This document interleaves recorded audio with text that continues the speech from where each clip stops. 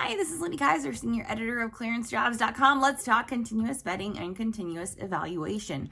It's a question that we get a lot here at ClearanceJobs.com. What is continuous vetting? What is continuous evaluation? And am I enrolled?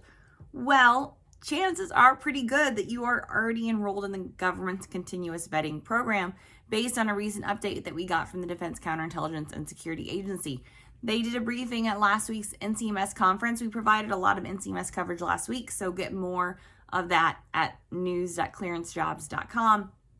But one of the things that the Personnel Vetting Office provided an update on was continuous vetting and their enrollment numbers there, noting that of the 1 million cleared contractors that are eligible for security clearances within the DCSA ecosystem, 940,000 approximately are already enrolled in continuous vetting or continuous evaluation. So if you're a government employee, if you're in the military, if you're a contractor, chances are highly likely that you are already enrolled. There's just a very small segment, about 60,000 folks that they still need to get enrolled, and they are anticipating being able to enroll all of those folks into their continuous vetting program this year. One of the things they noted is if you're one of those folks who can't even remember the last time you had an investigation, if it was past 2010, you're going to need to submit a new SF-86. They need a post 2010, that's a long time ago. They need a post 2010 SF-86 in order to get applicants enrolled. So look up your dates. If you can't remember the last time you submitted an SF-86, and if it was before 2010, then you are not enrolled in continuous vetting. You are one of those 60,000 industry individuals who still isn't enrolled. The rest of the folks assume that you are already enrolled in the continuous vetting program. A lot of questions we get about continuous vetting are, is it going to be checking my social media? Is the government looking into my browser history? Is Big Brother watching me? No. The answer is no. Those things aren't happening. Continuous vetting is really still based on the same adjudicative criteria. Yes, the government can now look into social media per policy.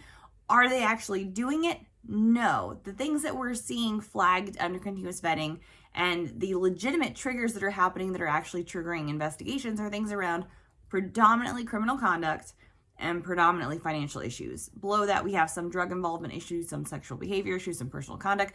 Vast majority of the things that are coming up in continuous vetting are things like a DUI, things like criminal history coming up, like you had an incident, things like a low credit score, credit issues, maybe, bankruptcy, again, and not things that necessarily are going to make you lose your security clearance. These are things that are triggering an investigation, things that you were already supposed to be self-reporting. So something else DCSA emphasized at the NCMS conference last week was that folks still need to be self-reporting. So just because you're like, phew, ClearanceJobs.com told me I'm under the continuous vetting program, now I don't have to self-report that DUI and have that awkward conversation with my security manager.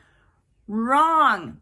If you get a DUI, if you file for bankruptcy, if a reportable incident occurs, you still have self-reporting requirements. The issue is now you can't hide it. And that's another thing the DCSA said, is that these triggers are showing, they're flagging things much earlier than would have happened in a traditional periodic reinvestigation of every 5 or 10 years.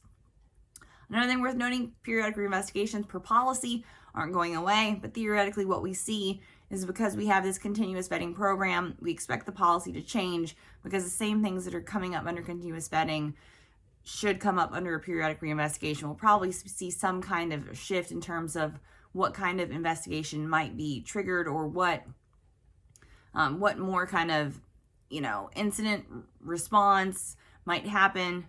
But the traditional PRs are not necessarily gone right now, but we are seeing continuous vetting catch and flag the things that should be coming up that individuals should be self-reporting and saving from waiting till a periodic reinvestigation where it might show up down the road, but it's already been 3, 5, many years since the incident happened.